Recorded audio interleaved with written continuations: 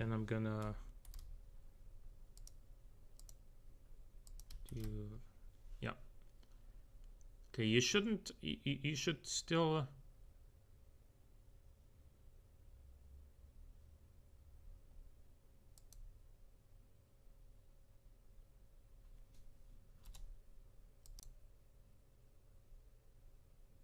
okay, I think I should be back now.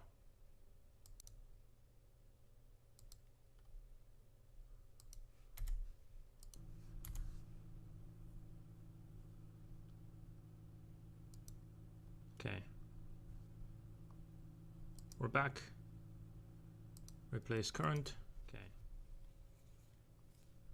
We're back.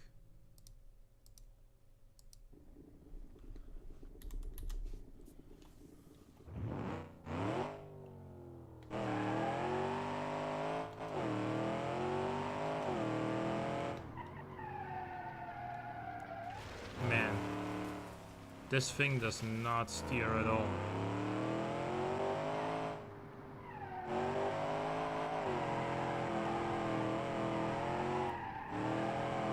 Well, it does oversteer though.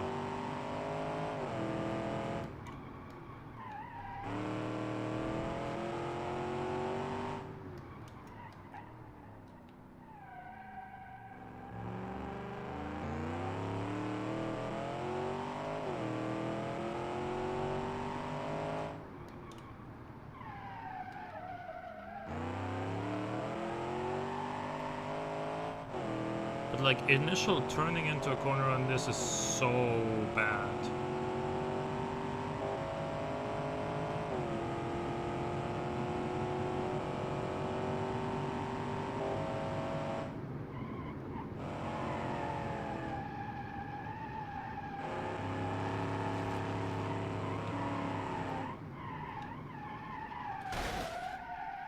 Also, stability in faster passages is really bad because it also has like no downforce, it makes lift instead.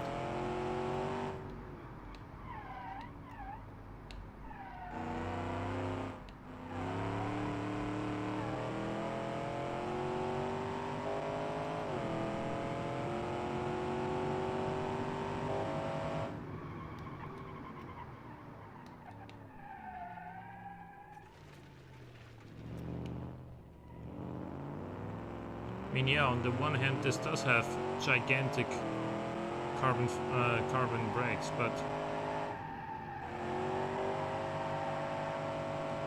it also weighs nearly 2,400 kilograms.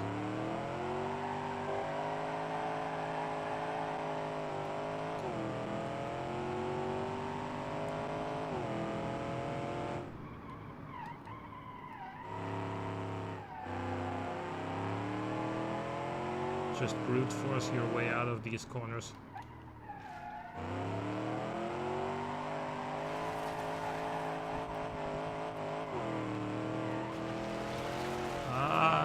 And then yeah.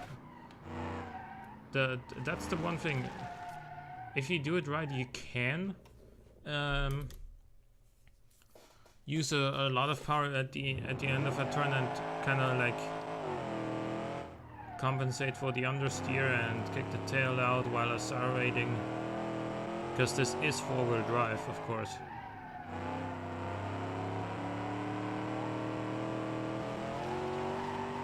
Sort of like that.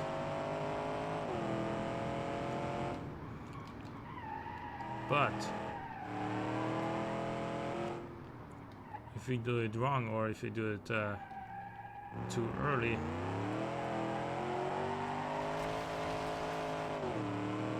then it might get out of hand.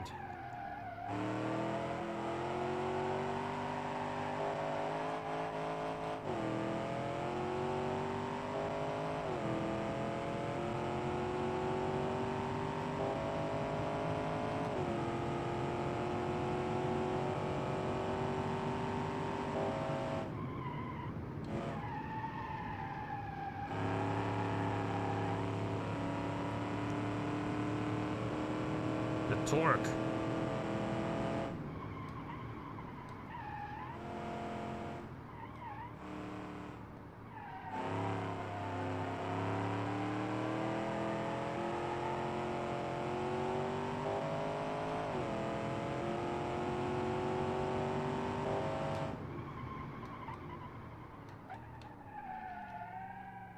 just about braked in time.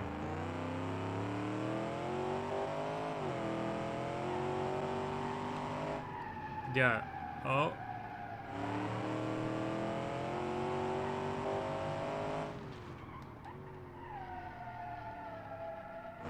Understeer, understeer, understeer.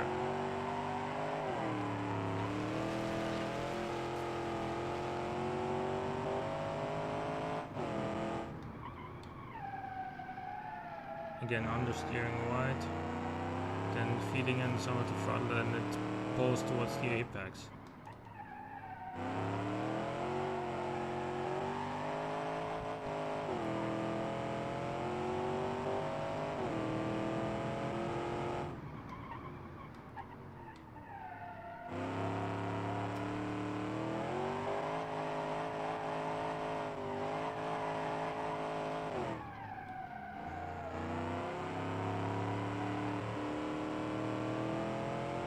Man, yeah, this thing is... This handles like a boat.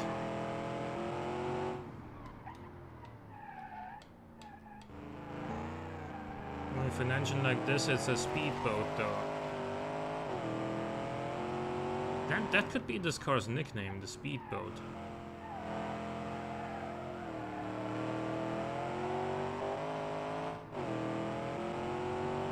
Because it is, after all, pretty quick, isn't it?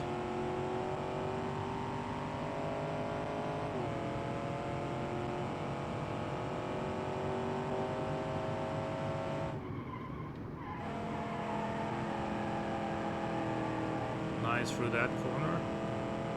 Finally.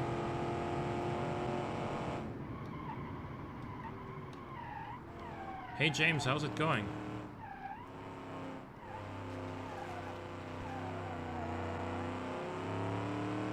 Yeah. Yeah, when you don't have electricity, it's gonna be a hard time to actually get online.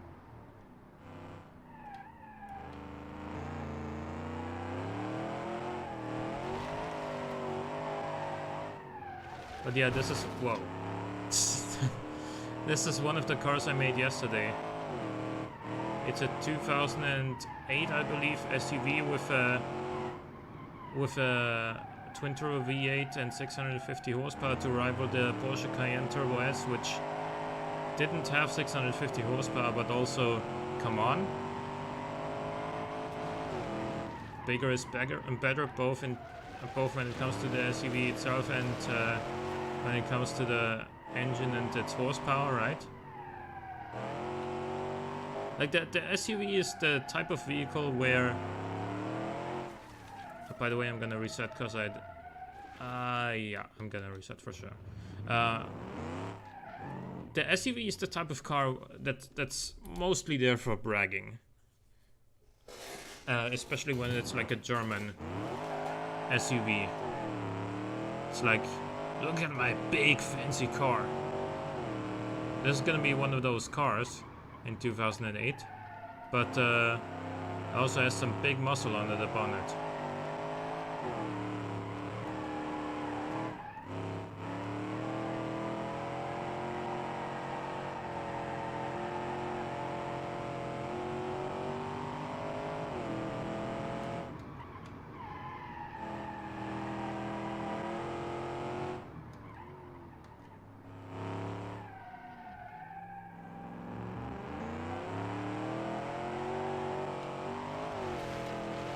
Oh.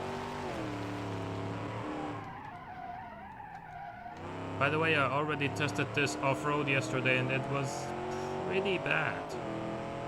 So today I went ahead and lowered it a little bit and tried to make it at least a little bit better on-road. It doesn't seem to have helped that much though. Like, this is the sort of thing where trying to make an SUV sporty doesn't really make a whole lot of sense, because it's so big and so heavy that yeah, you can give it 1,000,000 horsepower and it's gonna be fast in a straight line, but through the corners the laws of physics still apply, and that is why, you know, car makers in the real world have tried to, like, you know, stiffen them up, lower them, give them enormous rims because they're such tall vehicles anyway, and everything like that. And all they've done is make them even worse at the thing that an off-roader should be good at, which is off-roading, and still not very good on the track. So that's all they've done. And that's pretty much what this is too. So yeah, almost objectively, besides the drivetrain, this car is pretty shitty.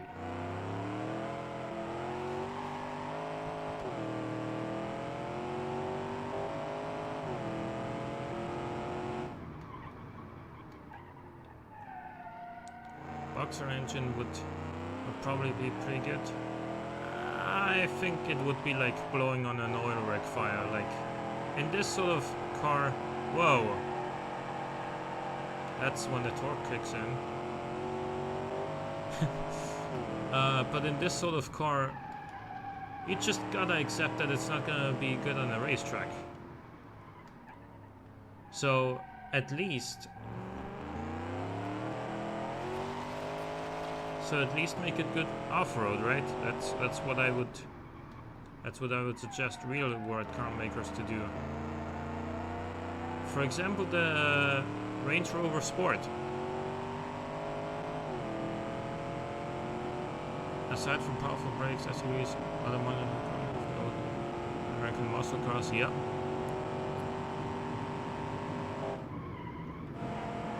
Quick in a straight line, but garbage around corners. The Dodge Challenger still exists. I guess. Because you do have to say that... Oh, that's gonna hurt. Yeah.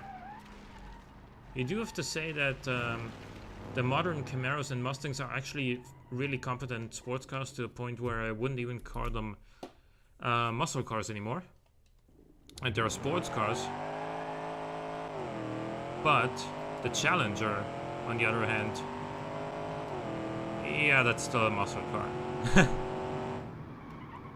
Man, this engine pulls. This thing weighs like 2,400 kilograms and has, well, 650 horsepower, which is quite a lot by most standards, but for this sort of weight, it isn't crazy. But the engine just pulls and pulls.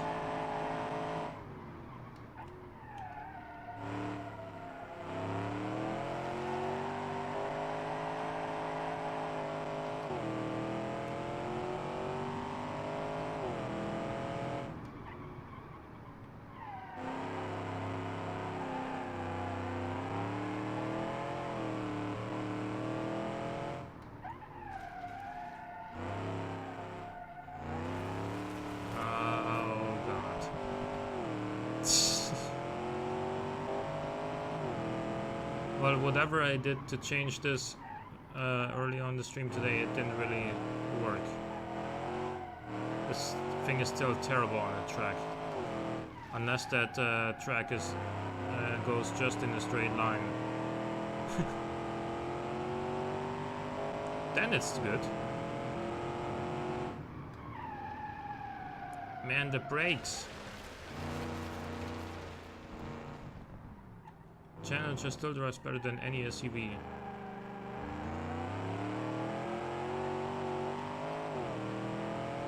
Except for maybe the Porsches. Challenger might weigh a ton, but it does have an E90 series chassis and a 90s E series chassis and suspension underneath. Yeah, I mean, you mean a 90s E-Class, or? Because the 90s E-Class isn't really what you'd consider to be a benchmark in handling by any means. Like, in the 90s, the difference between the E-Class and the 5 Series was just tremendous. Now the E-Class and the 5 Series are sort of, they drive pretty similarly, simply because, well, BMW has gone softer, you know, to compete with Mercedes, and Mercedes has gone a little bit sportier to compete with BMW, and so they kind of ended up in pretty much the same spot at the moment. Mercedes still makes the nicer interiors, in my opinion, but yeah.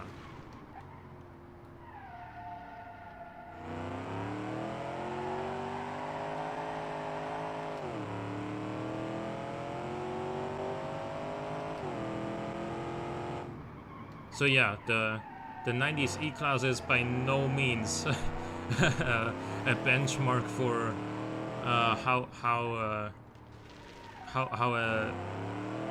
a sedan should drive. I mean, if it's about comfort, yeah.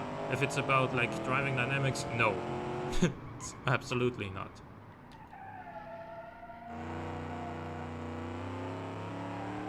E-Class versus SUVs, yeah.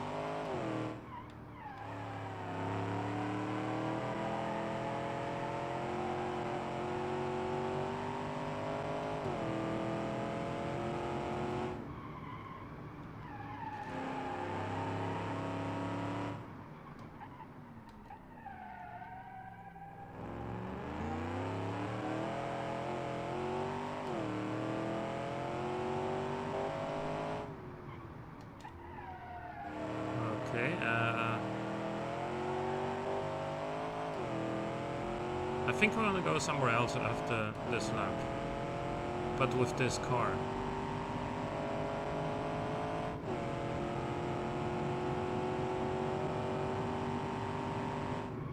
This does do 178 miles an hour in beam though, whereas in automation it does like 197 or something like that.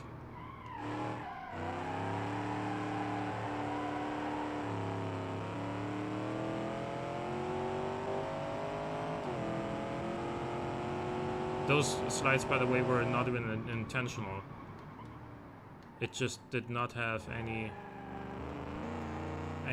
grip to offer.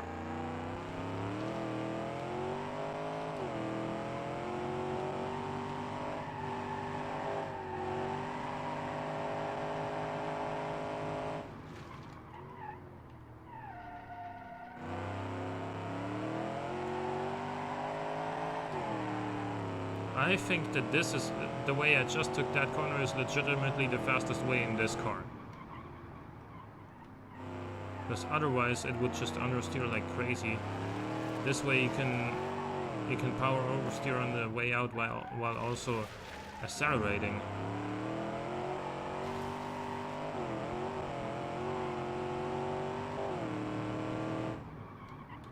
Okay, let's see where else we might want to go. I want to go to the automation highway, actually. Here, spawn.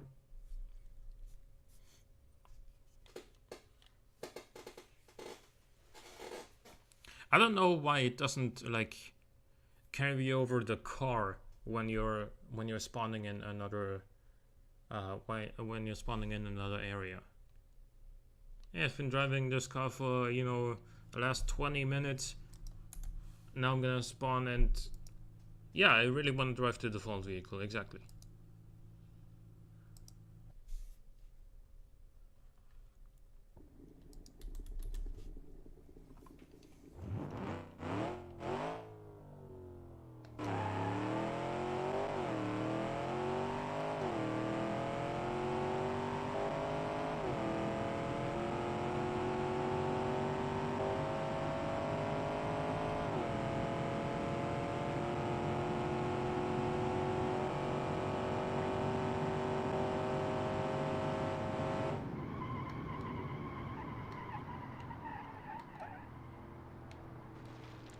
And I've told you that this is bad off-road, and now I'm gonna show you.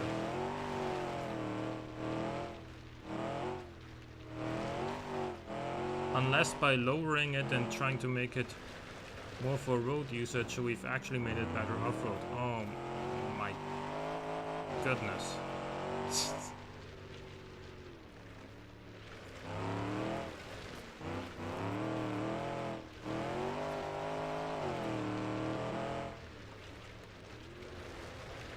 No, this just does not want to turn.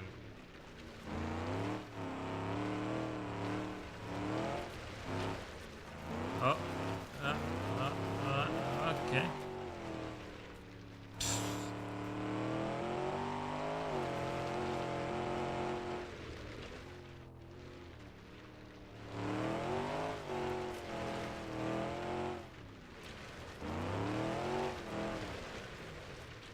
Ouch. That would probably cost 15,000 euros.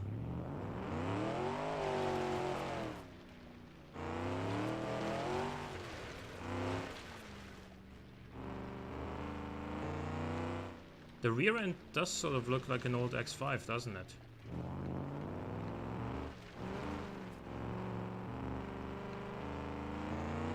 Why are you pulling to the right? I hit something on the rear left end.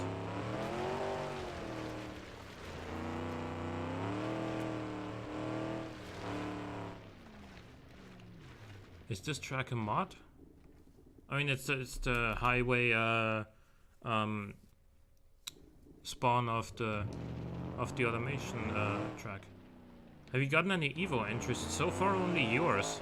Which, by the way, did you get my message? You're fine to submit your car if you want to.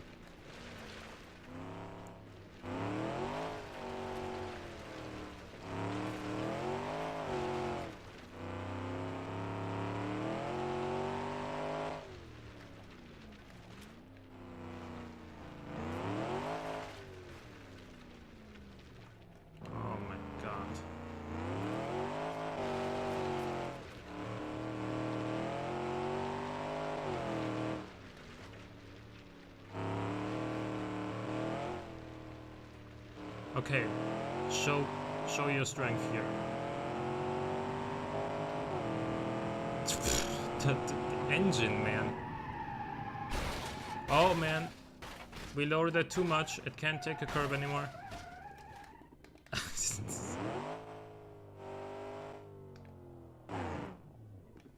Yeah.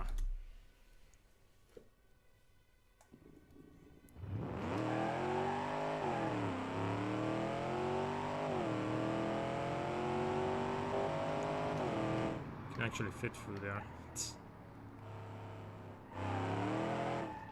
Now we're driving on ice, which is where this is probably gonna be horrible.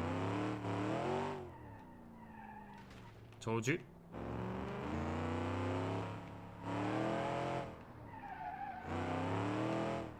Oh man, it understeers so much, even when driving so slowly and carefully.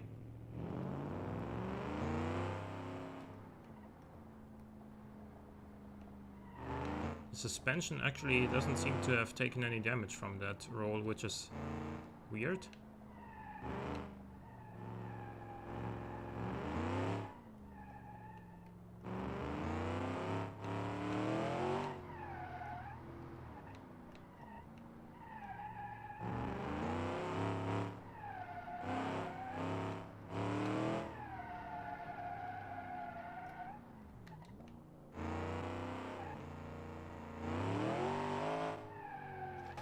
Yeah, first it turns sharper than I think, and then on the way out it oversteers into the barrier.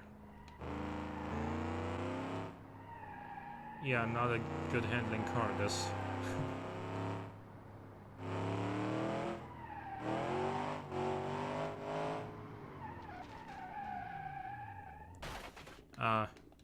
Yeah. Let's call it. Let's call it here. I'm actually gonna do this and turn the engine off, so this doesn't roll away, hopefully. And let's get into this car which we've built today. This is a sort of Miata-esque in 2005. It has a naturally aspirated 1.6 liter 4-cylinder with 120 horsepower. Which is the sort of engine you'd find in a Miata.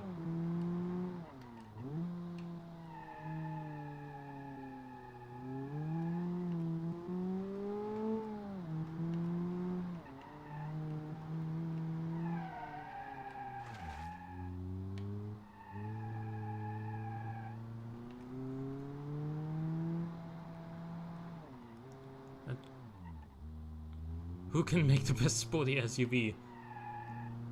Well, if such a thing even exists.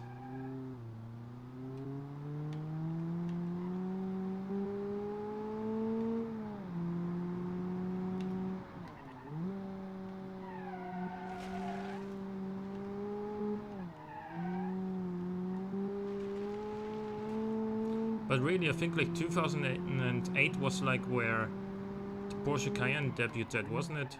That's where like sport SUVs really started becoming a thing. Maybe it came out in 2007, I can't remember, but it was around that time that the Cayenne first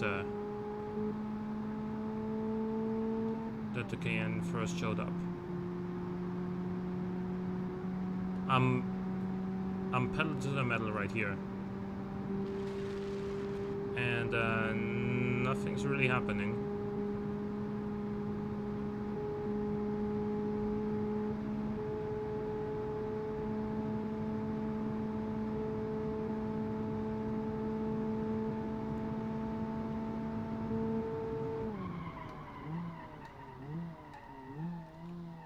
I should point out at this point that that driving this car off-road is a horrible idea, because it's like 95 millimeters or 96 millimeters above the ground, so it has like no ground clearance. It's way too low. My Evo SUV was crap, but I want to try. Okay. You can make it an SUV. As I wrote you, I think you nailed the design. You did really good on the design, and also Mitsubishi did have like a lifted SUV-esque rally version of the Lancer that competed in rallying. So there is that. It's not completely unrealistic that it would that it could be an SUV. I mean, let me rephrase that. For economic purposes, sure, it would be best if they made it an SUV, because people buy SUVs like crazy. But even in the Lancer's history,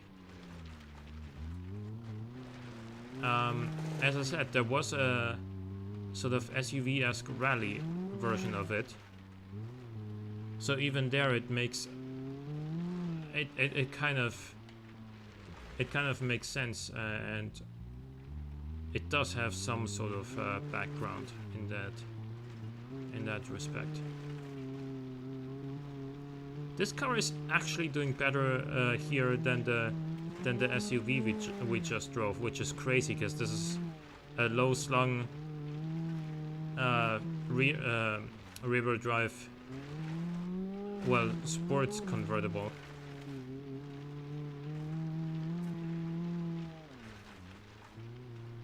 But it shows you how crappy the SUV was here. I mean, this is bouncier, yeah, I'll give you that. Okay, and we just spun. Never mind. Can he even get going again?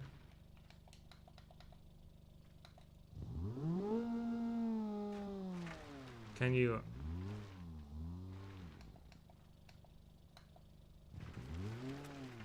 Okay, there we go.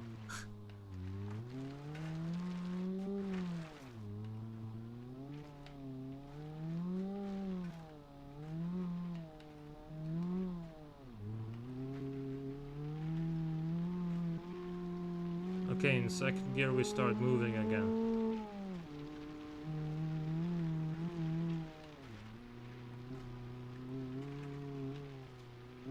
We're about to hit the ice after this bridge.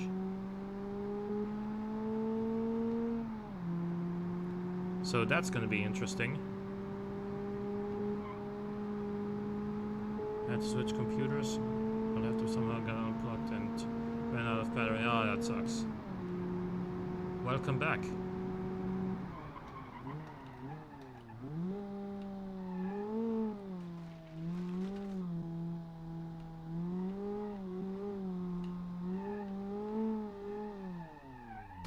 Ouch. Yeah.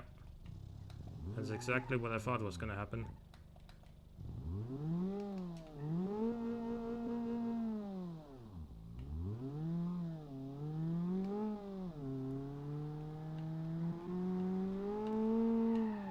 Oh man. Yeah. Short wheelbase. We just lost our exhaust. Now this should be a lot louder than it is.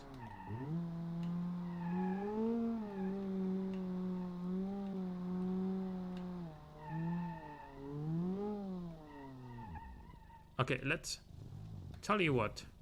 Let's head to the track with this car. It's gonna be slow,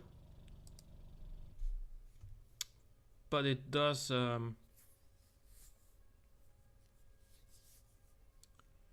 it does make a lot more sense to drive this here. I made a V6 version of the Evo that was a bit faster because it didn't have turbo lag like the one I sent you originally, but I screwed up the suspension. And you still have time to fix it.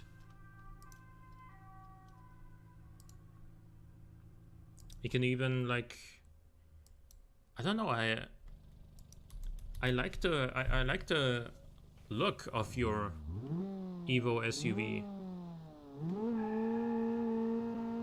You can just change engine and suspension and whatever on that one and just resubmit that. It's totally up to you.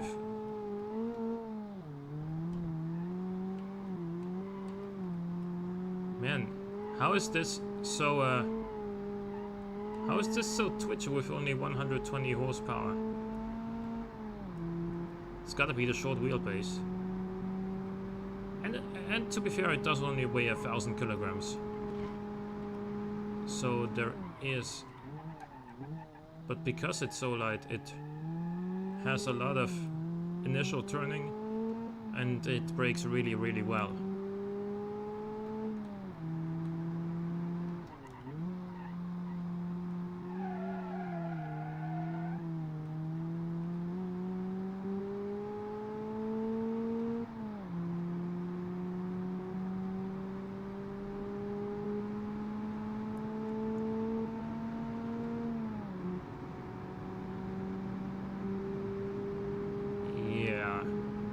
In a straight line, there's really not that much going on with this one.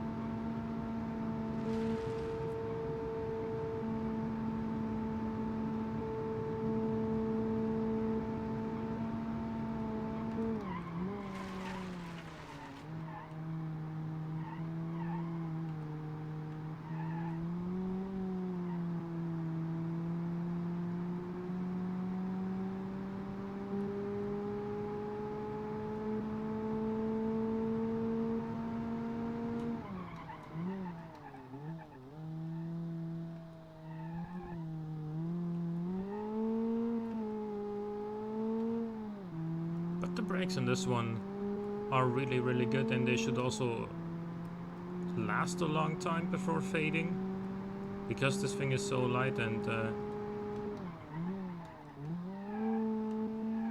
you don't need to use them that much,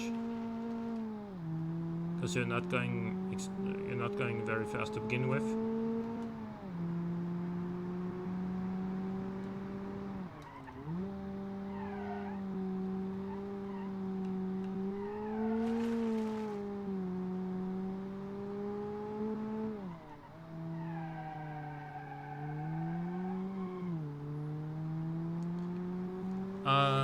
Also, Cone Dodger posted the video of well, his 2020 Dodge Viper and the judging criteria. I believe my Viper should do reasonably well in a lot of those categories. because it's. I mean, I'm not sure about what he thinks about the idea of reviving the 426 engine. It's certainly like it might certainly score well in the engine creativity category. About drivetrain realistic or realism or whatever it's called. I'm not quite sure how he would see that one, because on the one hand, Chrysler or Dodge have really good V8s out on the market at the moment. They could just turn one of those into a 426. It's not completely unrealistic, but you know, having a 426 dual overhead cam that's also made from ALSI, I don't think he's gonna buy that. He's gonna buy the realism on that one. Like,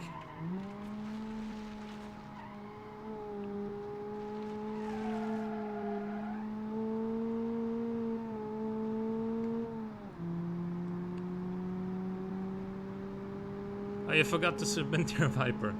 Ah, that sucks.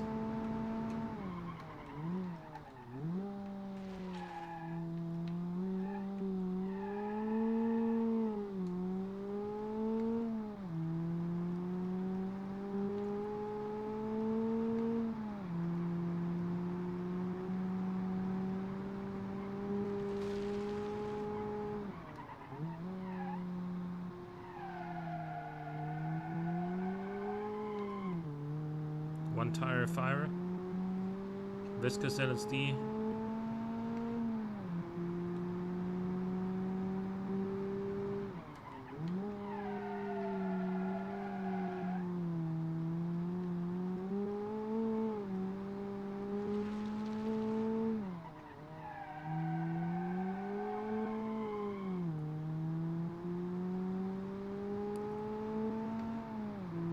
I have a feeling Cone is going to just pick whatever he likes the most and then make the criteria scoring work around the winning car.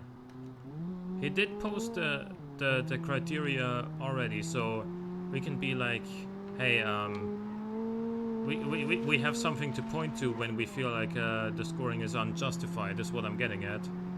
Yeah, he is pretty biased. Then again, so are most reviewers, aren't they? It's like, you can never make a review that's truly objective. It's always going to be subjective. I've never claimed that my reviews would be objective either. Like, yeah. Like, you just like what you like. And if there's something you like a lot, you can often get away with some other thing that you may not like about it. It's just how it is, though.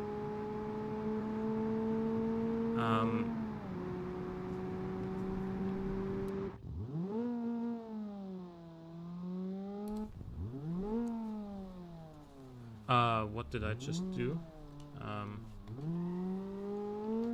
Oh, that hotkey that I pressed to briefly mute my microphone also stalled my car for whatever reason. Stopped it in its tracks completely. It's not what I meant to do, and I wasn't aware that that would be the case, but we're rolling again, slowly but surely.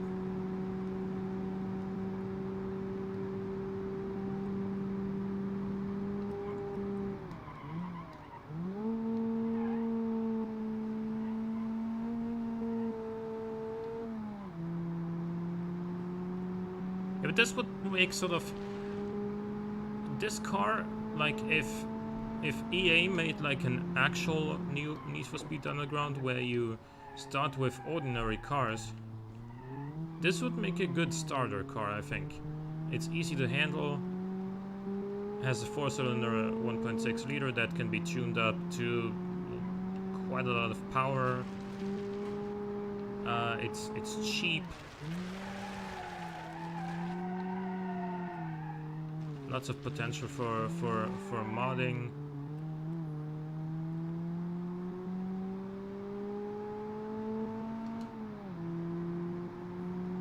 I could see this car in something like GTA as well.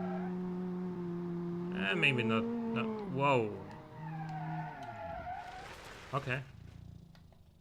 There's the front end if you haven't seen it. That's all I tried to achieve, to show you the front end of this car. It wasn't a driving mistake. But in any case, let's actually hop into something else real quick.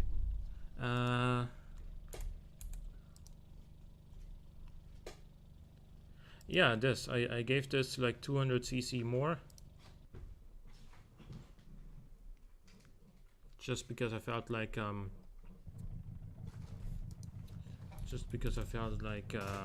it needed a little bit more torque.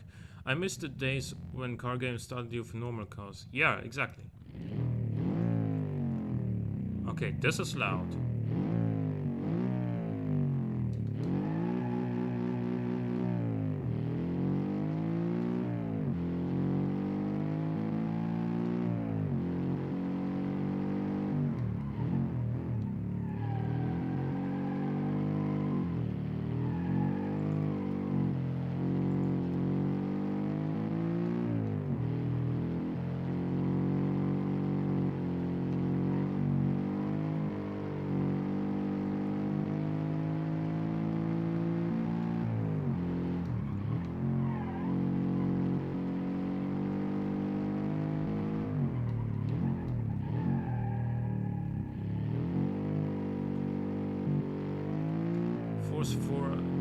Forza 4 had the starting and key cars and stuff like that, and it was brilliant. By the time you got to full-blown race cars, it felt like you were actually making progress. Yeah, but then this is a Boxer 4. Yeah, exactly. 2.4 liter. We had this car before with a 2.2 liter, and I felt like it could use a little bit more torque, so I increased the engine size by 200cc, and now I'm actually happy with it. Oh, what else it could use is maybe a little spoiler on the rear. Yeah, it definitely, yeah, okay, we're playing Beyblade now. It could use a little bit of downforce for sure.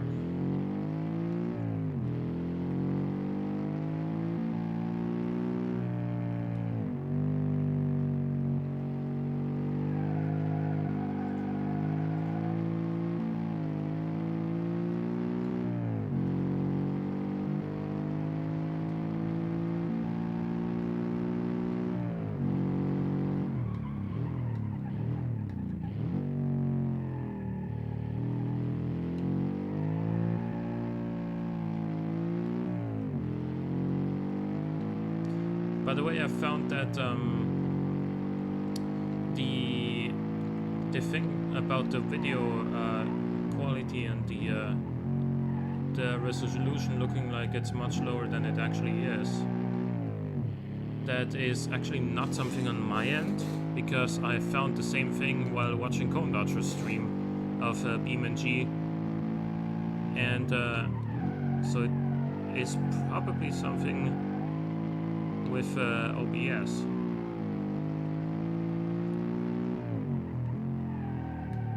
Because as far as I'm aware, he's also using OBS.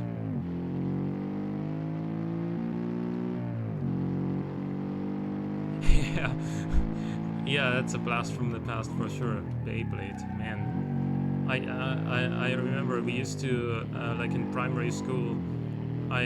We used to play Beyblade in our breaks, and I had a sort of I had a pretty big sort of plastic arena where you could have like 5 or 6 Beyblades fighting at the same time, or fighting or whatever else you want to call that. It was fun. We never like I was like 9, but I don't remember us doing like any sort of tournament. It was just all for fun. Yeah, it was it was a good time at the time. Does Beyblade actually still exist? Do they still make those? I mean, I would probably look it would probably look a little bit weird if you saw a 25-year-old adult playing with Beyblades in this day and age, but just out of curiosity, are those still around, or did they stop making them? I'm actually not sure. Oh my god. The lack of downforce, man, I'm telling you.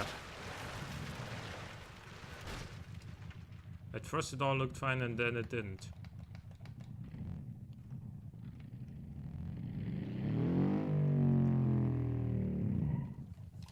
Yeah, we should take this back and give it a little bit of downforce. Just a little weird spoiler. Gonna launch automation. It's gonna load in just a second. Guess we've had it open before.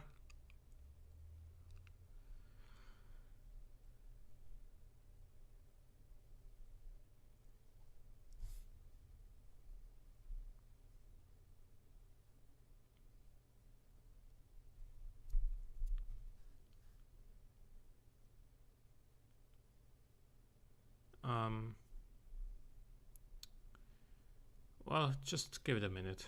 Automation is gonna start eventually.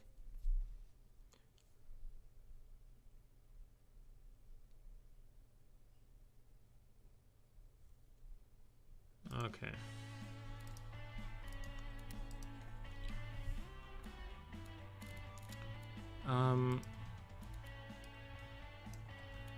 So that would be this one. This needs a little bit of downforce, and so does the other car. The little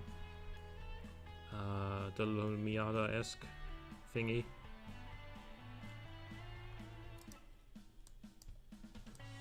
This doesn't have a lip at all.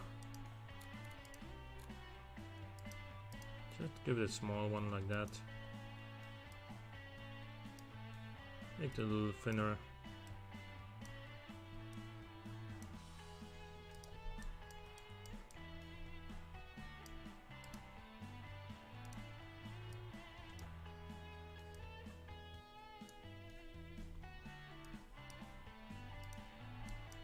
And then maybe a little spoiler.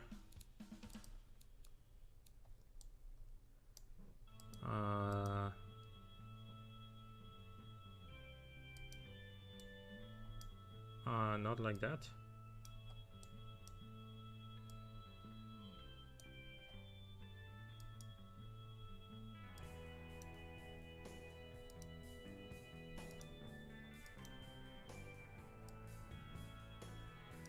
I don't know, curved bodies are just, or curved rear ends are just, like the spoilers don't want to adjust to curved tail ends. No idea why that is, that's always been the case. Nah, this just looks terrible.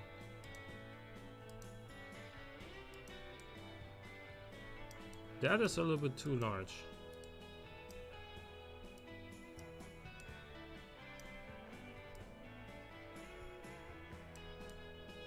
Something like this, maybe.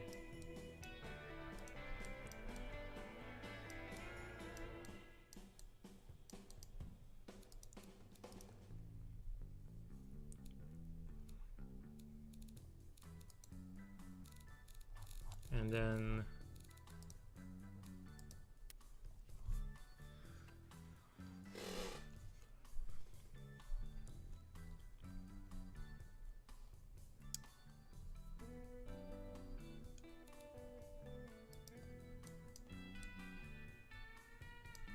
I thought we could get away without a lip on this one, but we can't.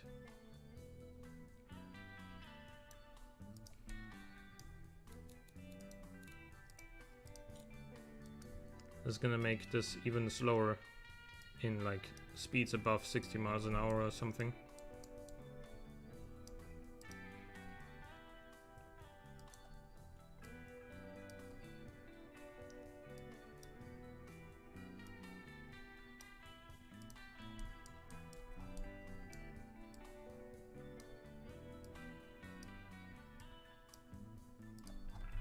That's enough.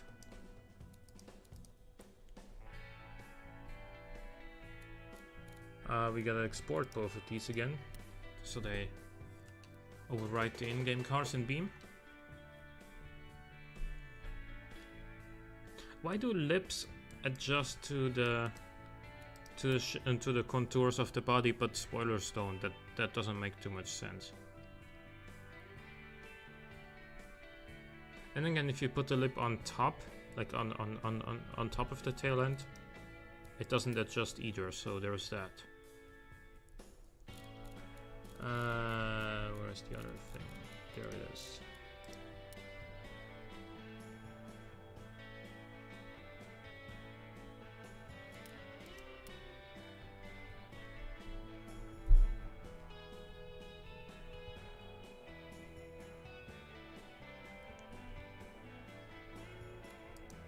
Okay.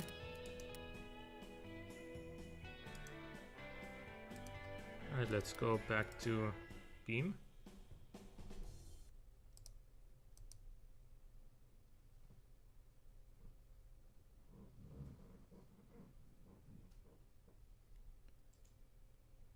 I have, by the way, already made my own 2020 Evo. For reasons that I would consider pretty obvious, I don't want to show it off yet. But yeah, just throwing that out there. The reference car is done.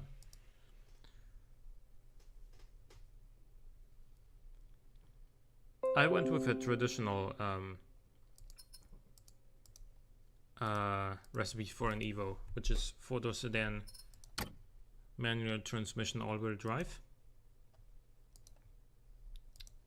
But apart from that, I'm not gonna give any further information at the moment.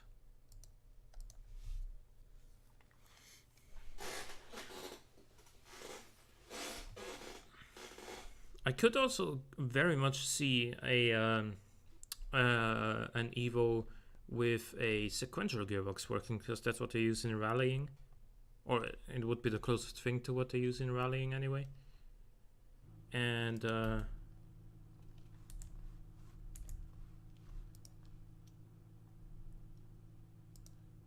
is this thing. Let's drive this. The Evo 10 had the dual clutch? I don't believe so.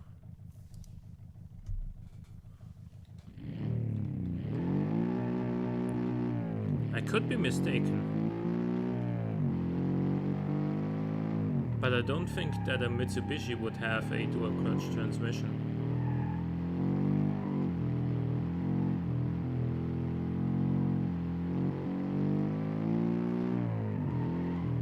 Man, why is this so much more of a handful now? This the downforce is supposed to stabilize the car, not the opposite.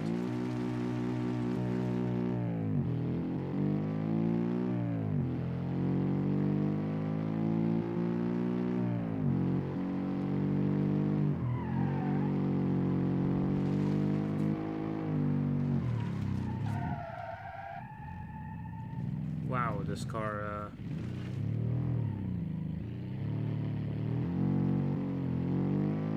Well, I guess I didn't adjust. The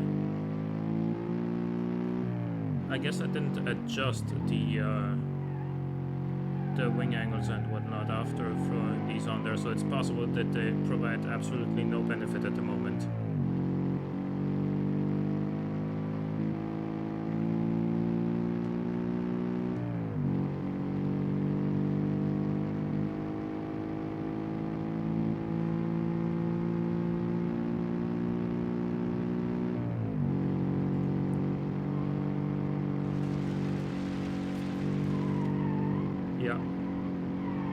Yeah, we gotta go back to automation and actually tune the downforce on these things, because this does not feel any better than before.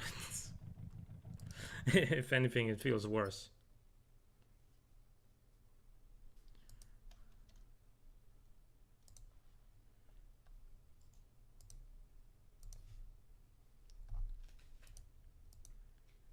It's also pretty telling that from like, well, when did the first Evo come out? It was like 90, 97, 98 or whatever. From that to 2007, they had the Evo 1 through 9, and then from 2009 to 2015 they had, well, the Evo 10.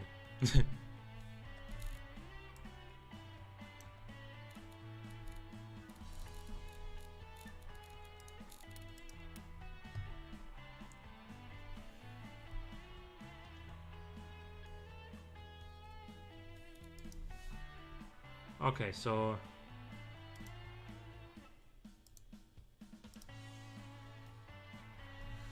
how fast do you go now? Not very, actually.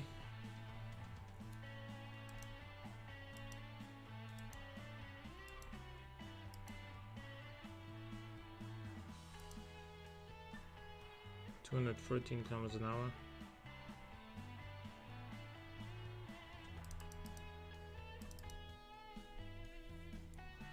Okay.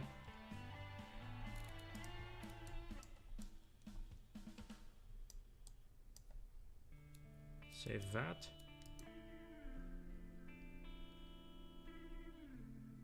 You're gonna build a sports SUV for me. Oh no.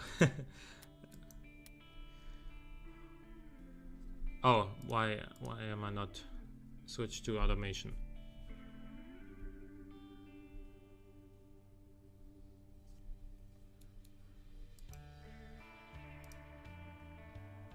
Why does this car have front downforce when it only has one lip? Why does it have like positive front downforce? No idea. Okay, but this should be fine.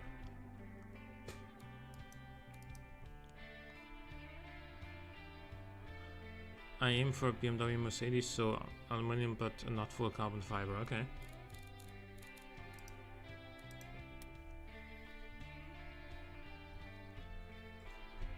I think my SUV there is from like 2008, and I believe it has partial aluminum panels and light AHS steel chassis. I think that's what I went for, if I'm not mistaken. But yeah, it weighs like nearly 2400 kilograms. So the inertia when trying to turn into a corner is pretty massive.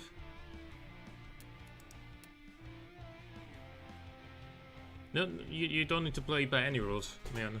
It's like don't restrict yourself. Because my car is actually bad. That's so you probably shouldn't try to copy it if what I got is bad.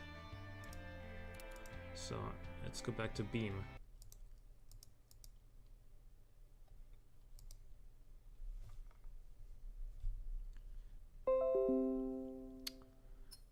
Windows.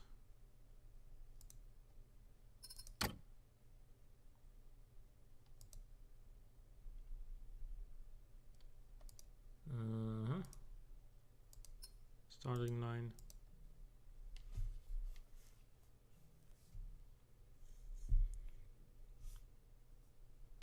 All right.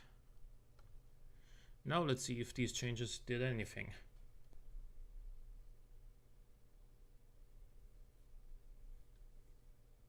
He did not copying, surpassing. I could probably build a 2018 car and take advantage of newer tech and build materials. But what's the fun in that? Well, the car would be better. It's, you know, that's one argument for doing that. By the way, Cone, when he did his the video, like when he was recording it, he said like in the video he said at the time of the recording, which is 2 hours before the closing of submissions, he already had like 80 entries.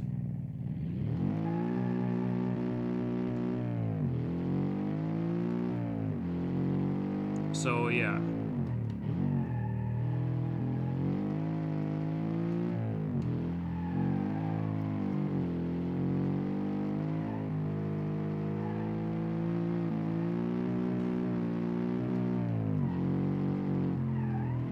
out of 80 entries, is my car gonna make it into the top 10? I don't know, it's like tough competition, dude. I haven't seen any of the other cars. It's hard to judge how other people approached it, and I feel like I did a reasonably good job on my Viper, but is it good enough to be top 10? I don't know.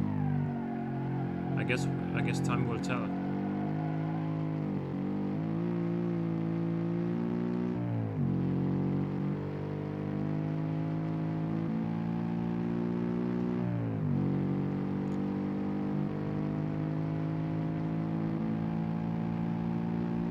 This does seem a little bit more stable now than it was before.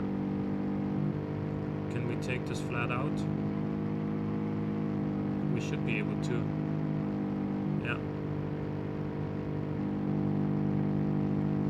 What sort of car was your SUV making out of that? It was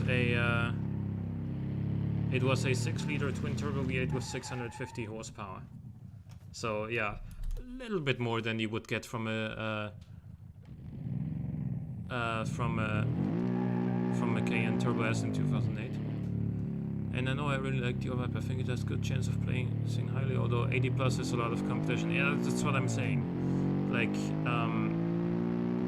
it's just a lot of cars to be going up against. I could come like 12, which would still be reasonably good, but not make the video. So there is that. I don't think he's gonna make like a 1 through 80 ranking of all the cars, but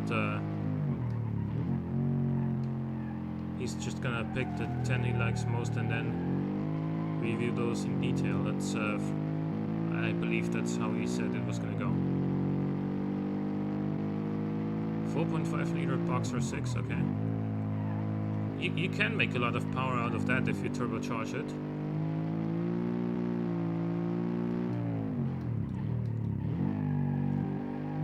Naturally aspirated 4.5 liter Boxer 6 it's not gonna make nearly as much power as my car does, but you don't have to. Like, my car is bad. It has too much power for what it can handle, so.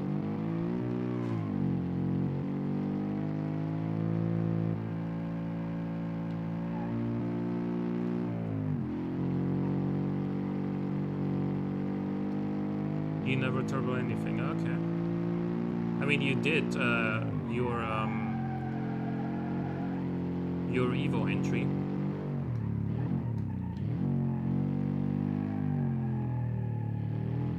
Well, not, I shouldn't say entry, but your Evo SUV.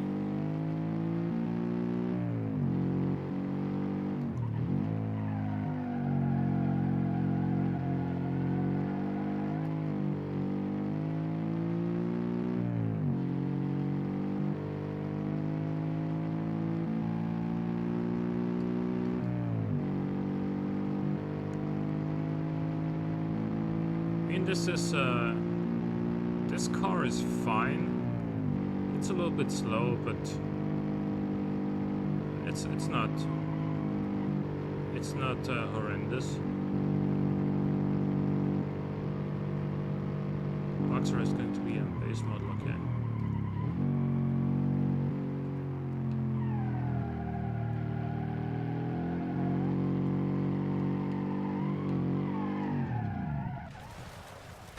Ouch.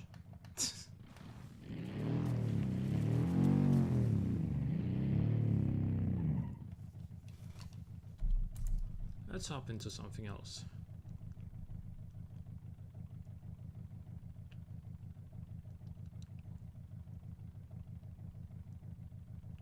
Oh yeah, this is also a car I made yesterday. This has a Boxer 4 twin turbo and a sequential gearbox. It's a hot hatchback.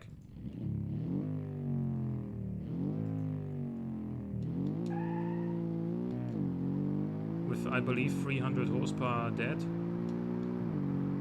6-speed sequential gearbox.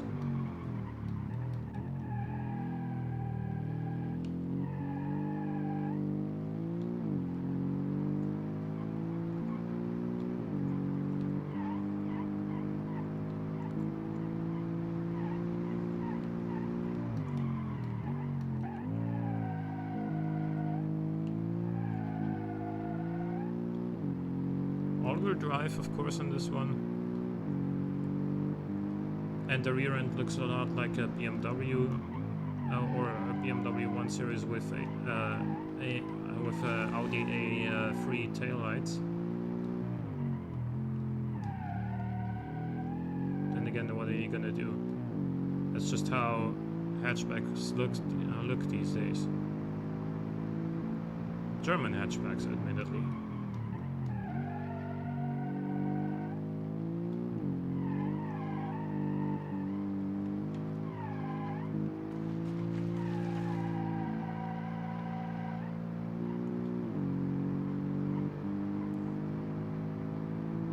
Yeah, this is a little bit quicker than the car we were driving before.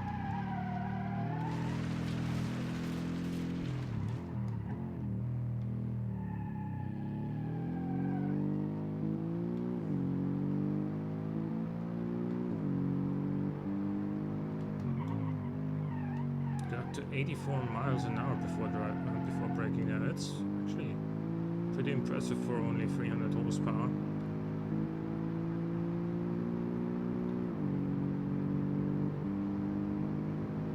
And this isn't the lightest car ever either, like it's, I believe, like 1500 kilograms or something like that, maybe a little bit below.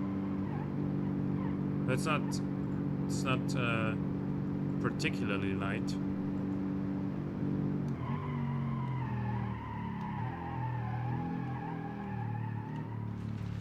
That was just under braking, so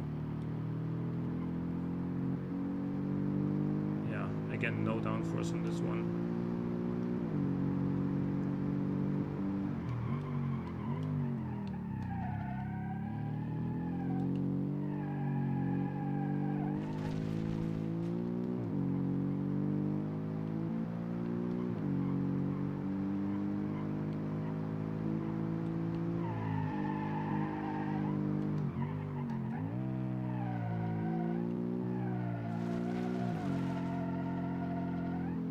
I love how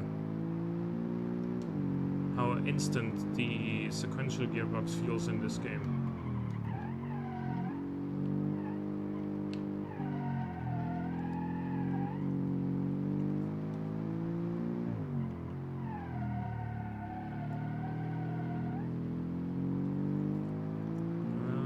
Bam. And bam. And yeah. Oh. Braking way too late, yeah, I got greedy there trying to get another upshift in, but then I missed the braking point.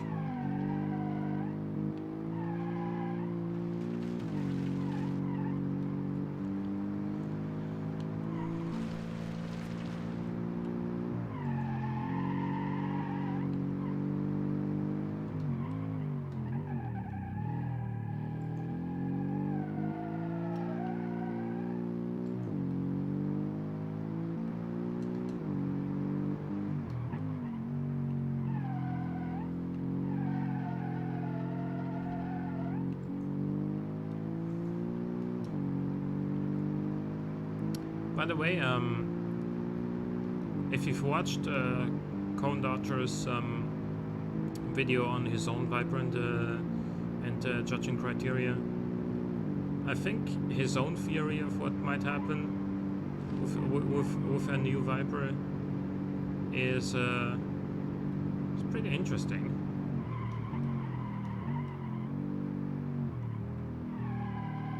I would kind of be scared if Hyundai would actually buy Dodge and, you know, basically they would make the Viper. I'm not quite a fan of that thought, but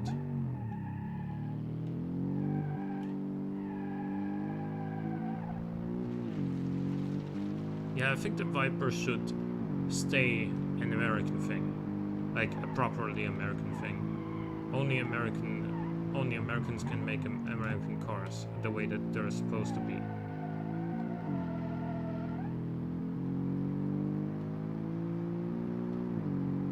But that's also why, you know,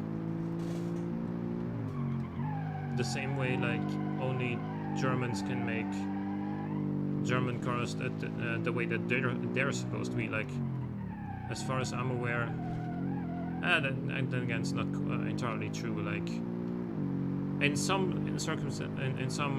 areas, yes. In some areas, it's like, they got beaten by somebody else. Like, as far as sports sedans go, at the moment, the M3 is not the king of them. Instead, it's the Giulia QV, which is Italian, of course.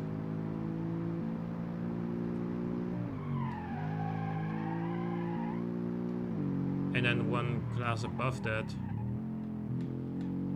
well, it's either the new M5 or the E63S that takes the crown, which are both German, of course, but like they don't really have that much competition. Sure, there's an RS6, but everybody buys the wagon version of the RS6.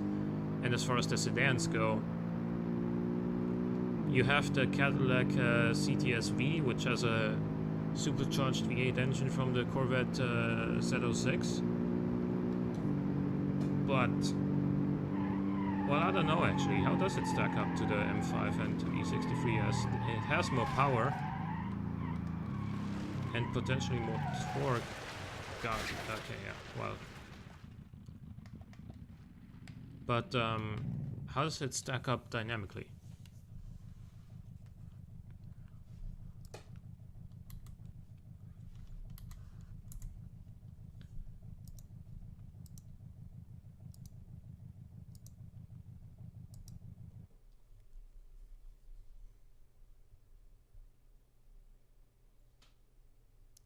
Reviews I've seen for the CTS-V, people say it's better than some of the German cars.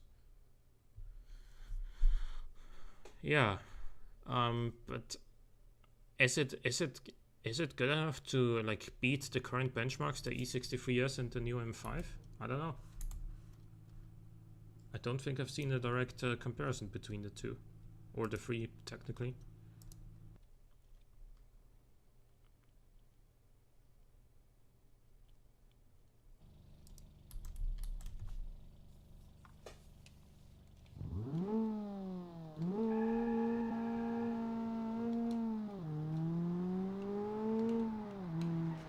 This feels like what this car was made for, doesn't it?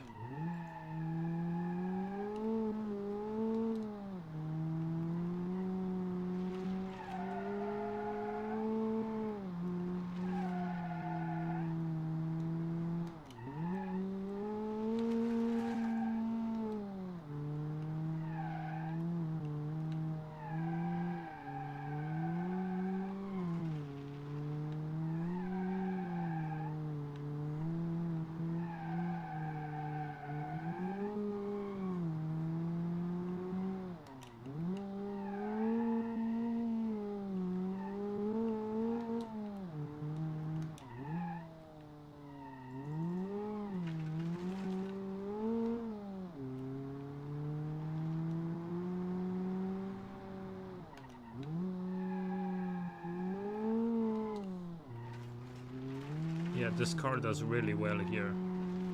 It's just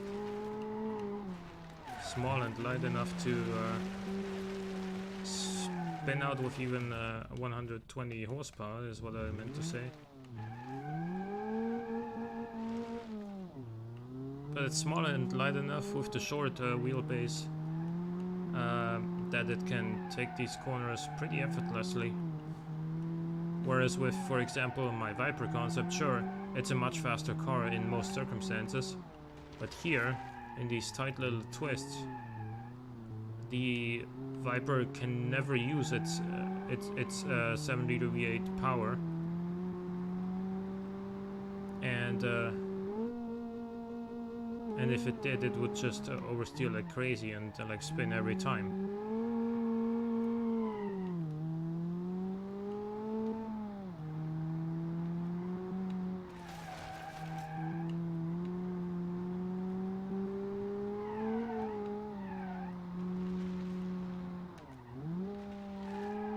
Let's go this way, actually. I don't think I've been this way.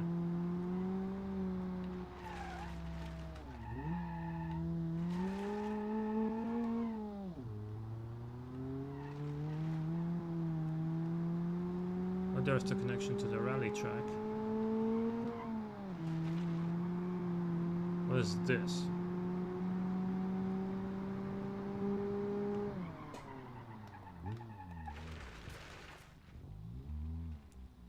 Let's start right here and see if we can get to 60 miles an hour before it gets narrower again.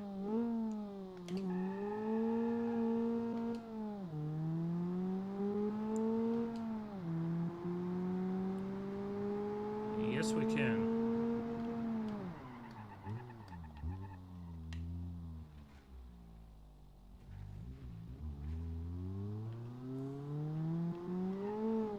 What is this? Oh, it's just a playground, basically, for cars that are way too powerful.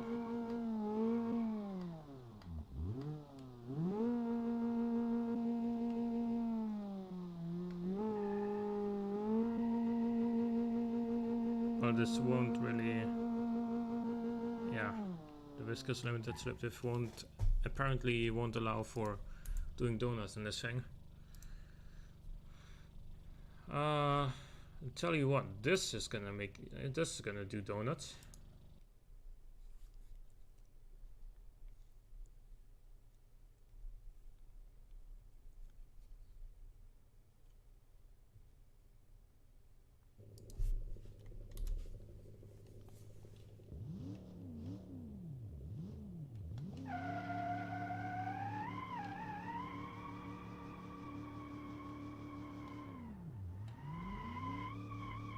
Maybe not.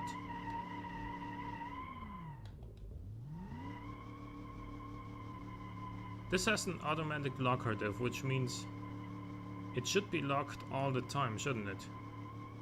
And yet this does not do donuts.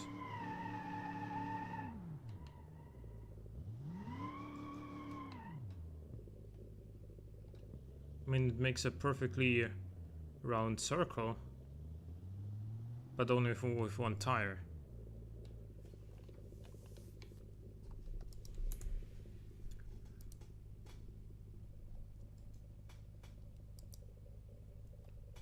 Let's bring out the big guns.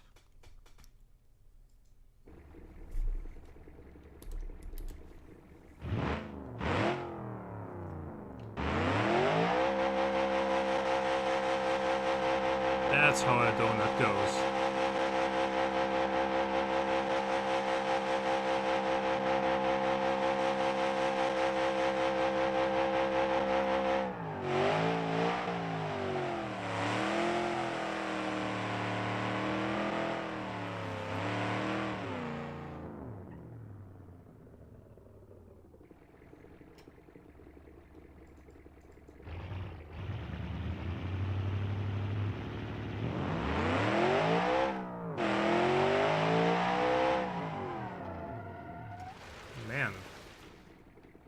Even going in a straight line is pretty difficult in this thing.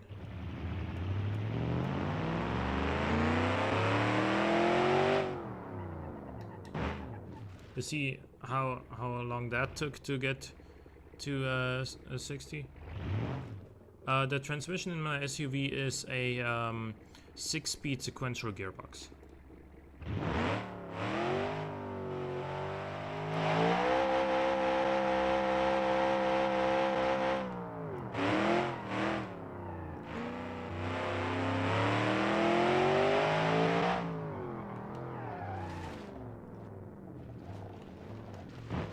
Okay, I guess we're on the rally track now with the Viper.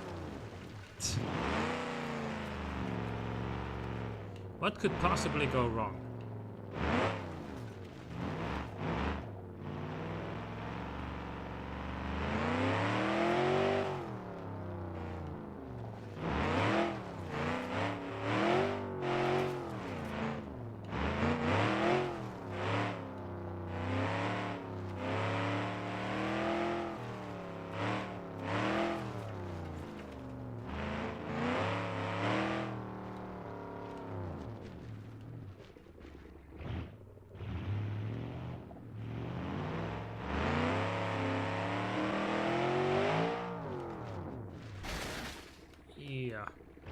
was kind of expecting a crash much sooner than that, but...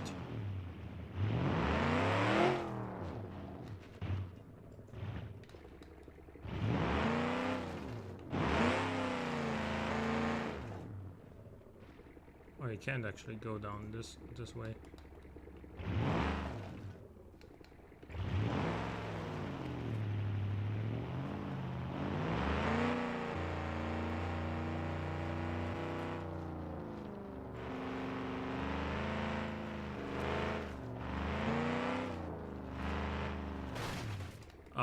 Excuse me?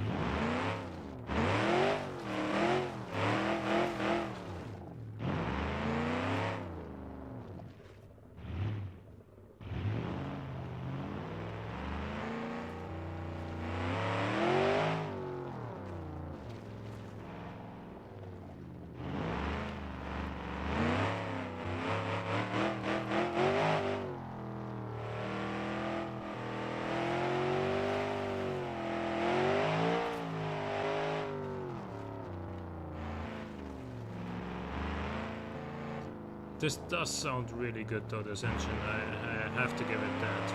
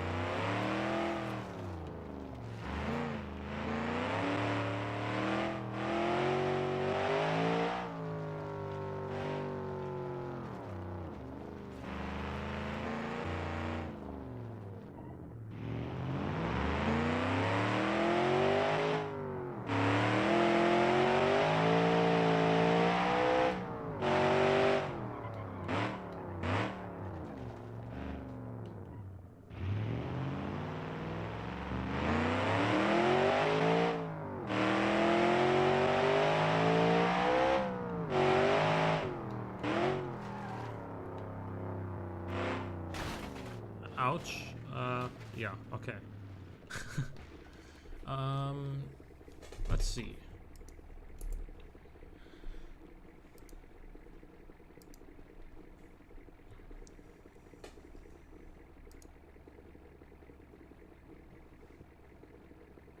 Rally course, that could be interesting with the Evos to test on. I want to test this with another all-wheel drive car first though, to see if it would be suitable.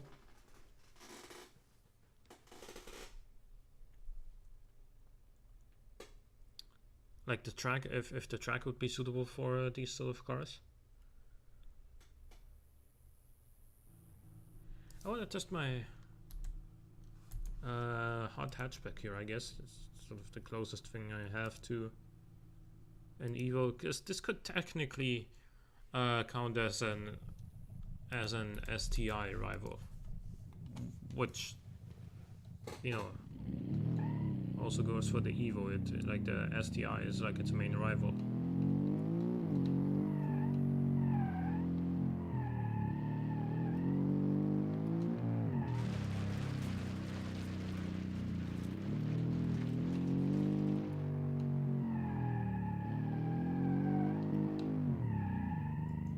Where do we go here?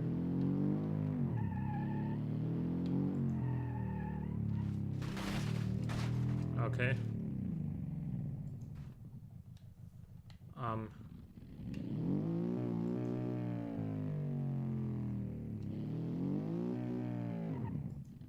Somehow saved it.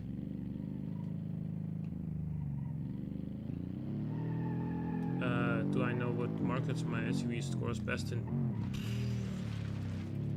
I think utility luxury. family utility premium or something like that.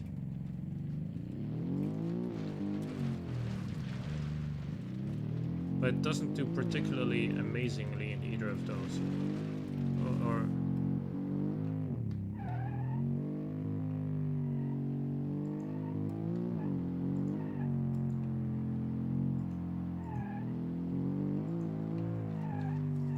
man, this thing is bouncy here. I mean, we may have damaged parts of the suspension with our rollover, which is fair, but let's try and see.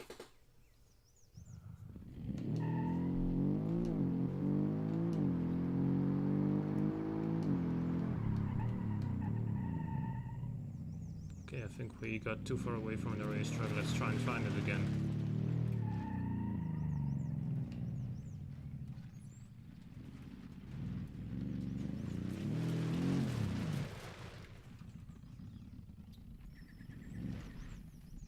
Excuse me?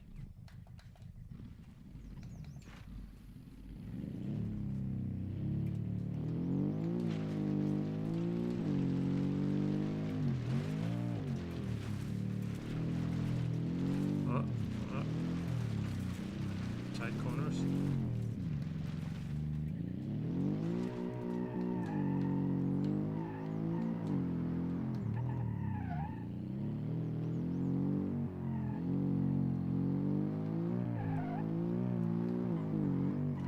This is still really bouncy here, which means it's, I guess, too harsh for this.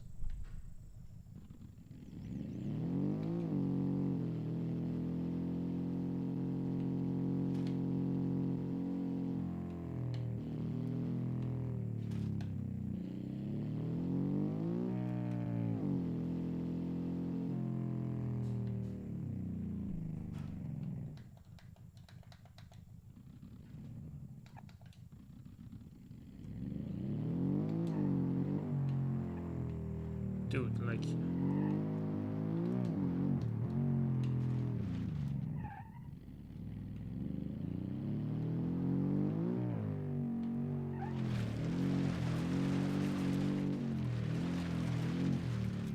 I mean, the cars would probably be suitable for this sort of track, but I'm not.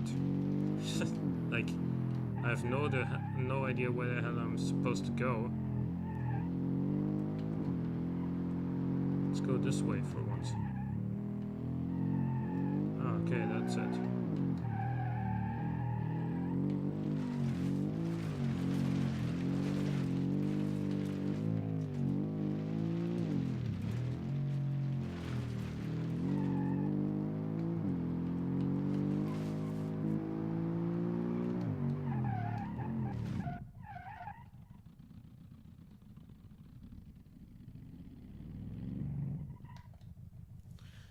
Actually, let's go to a different track here. Let's go to... oh, not scenarios. Hiroshi Raceway, yeah, that's the one I was looking for.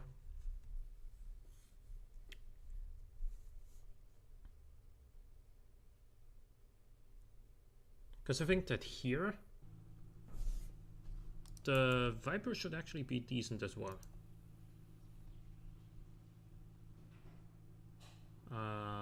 Here it is. I like the color too on this one.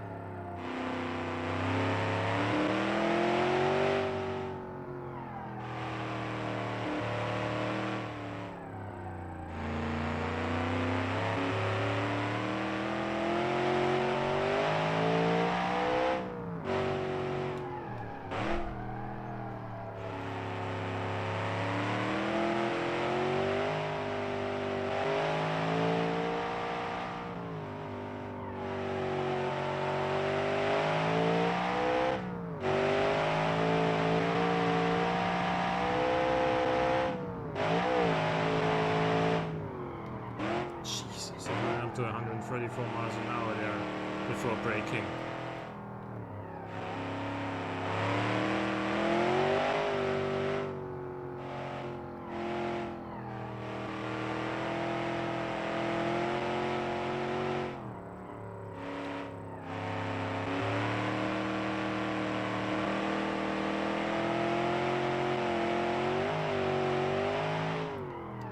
Kept it stable throughout the corner, but then afterwards, when exiting, yeah, 755 horsepower went to the rear wheels.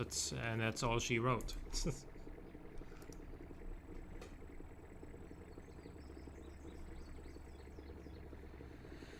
Let's drive this.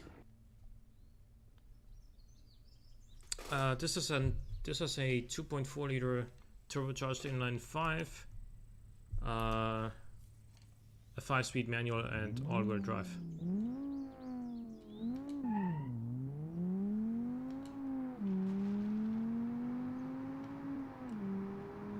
.240 horsepower.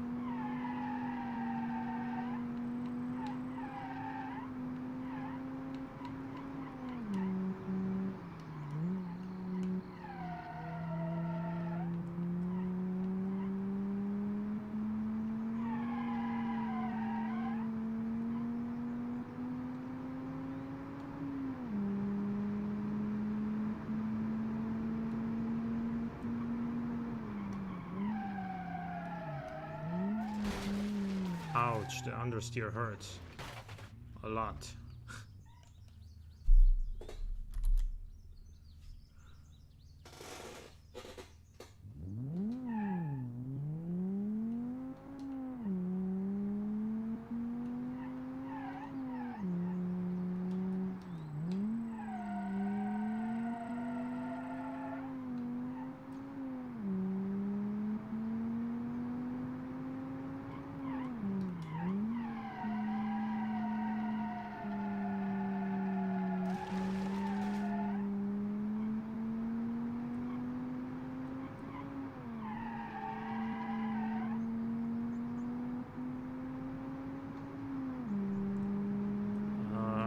This gets up to how much before having to brake? 103, as opposed to the 134 that we just reached with the Viper.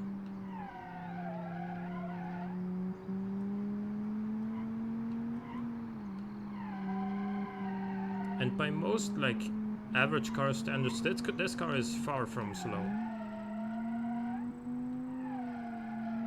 But the Viper,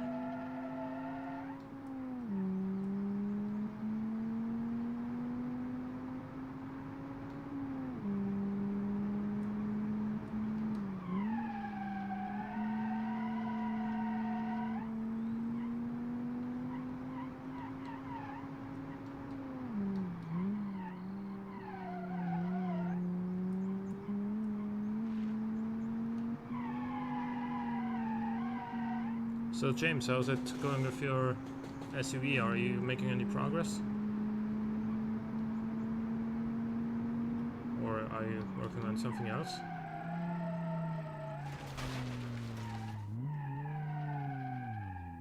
Oh god. Okay. Let's switch it up a little bit here.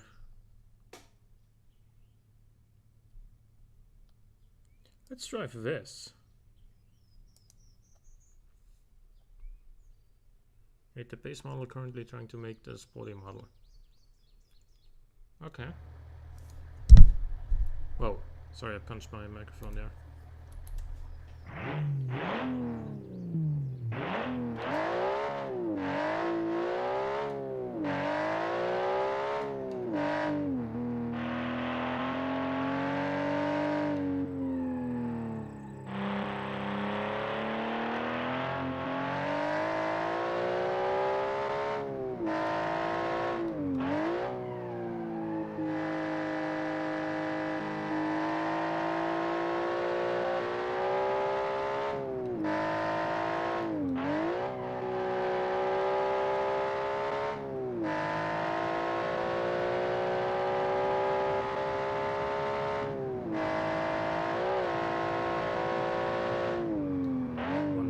is good here.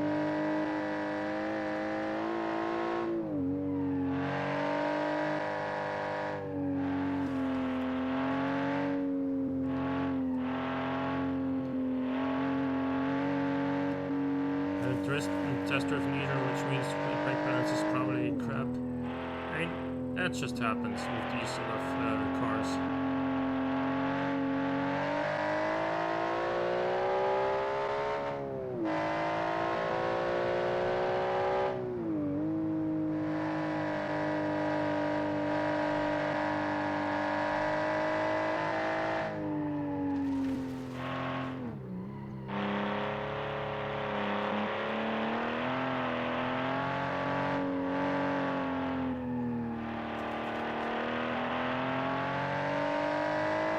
I feel like I could give this slightly wider front tires.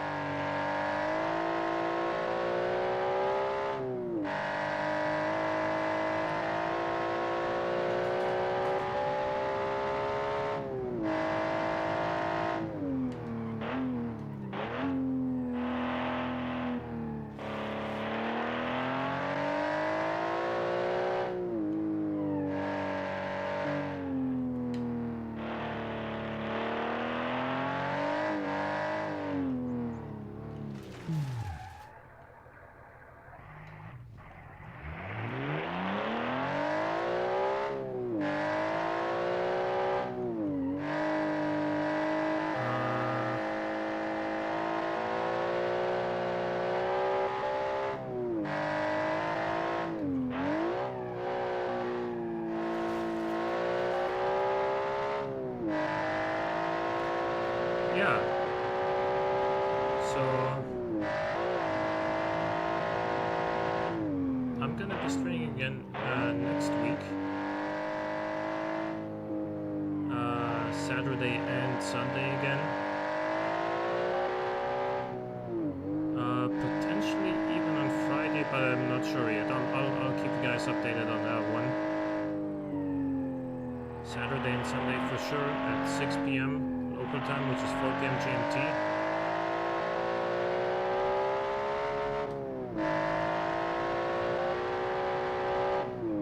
Exporting to Beam now, okay.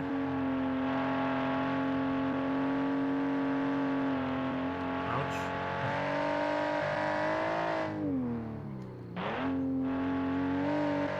Whoa. Okay. Those curbs are aggressive. Like, look at those.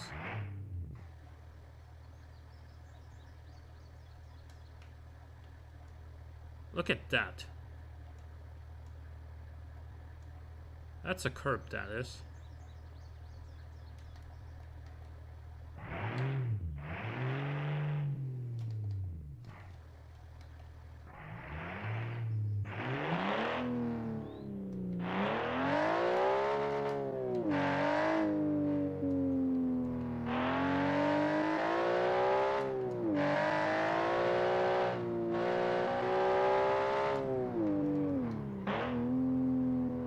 curb to roll them on. Yeah, exactly. I've actually rolled a couple of cars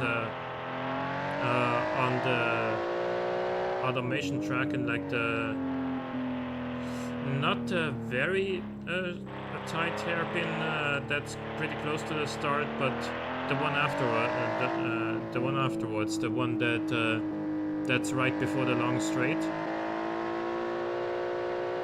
Yeah, on that one, coming in too tight, rolling the car has happened a couple of times for me. But anyways, I think I'm gonna go back to the automation track and I think wrap it up for today.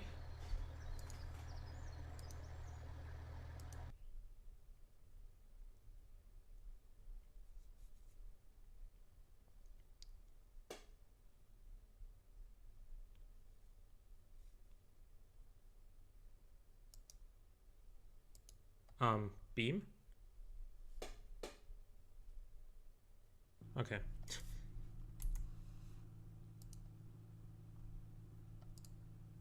Let's drive to Grizzly and let's drive it in black.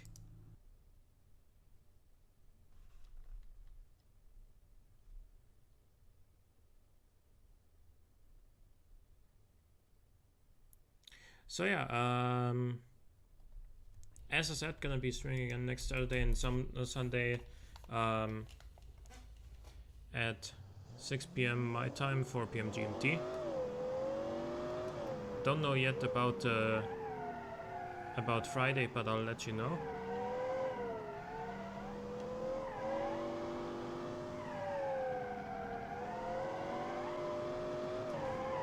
And yeah, Friday is gonna be the day where submissions are due for the community challenge.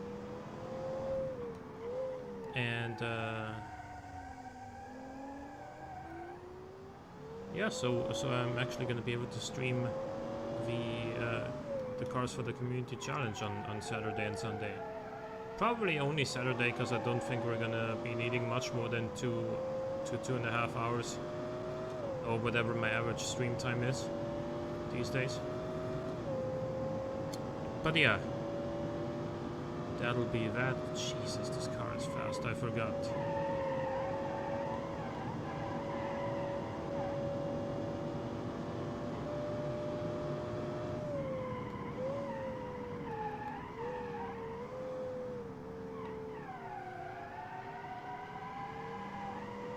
And it does that.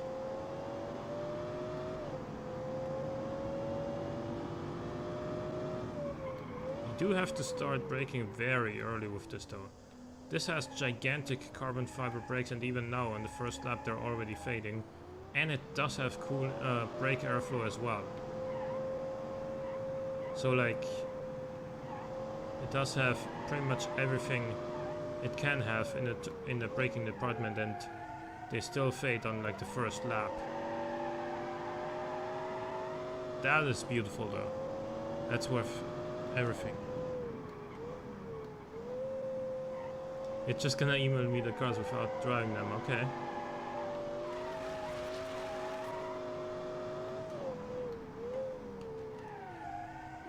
Alrighty then. A wild beam update. I have to search for. Oh, okay. A wild beam update appears.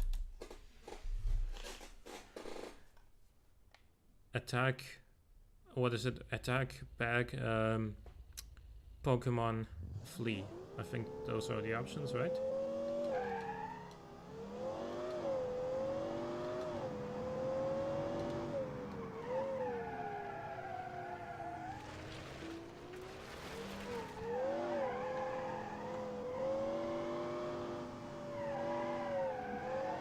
But anyway, I think that's gonna do it for today.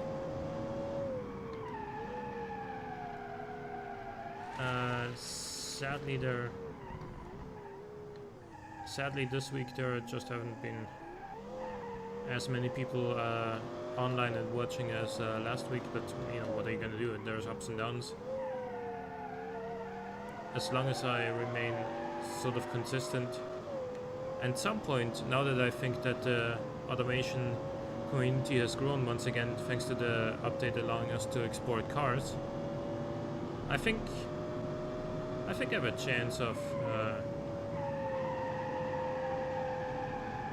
chance of maybe potentially growing the stream if there is at any point a day at which people discover my channel and my stream. Then that would be fantastic for me. But you know, even if that day never comes, it's still fun. It may not be worth the time invested, but it's still fun. Okay, you've sent the cars. I'll check them out in a little bit later.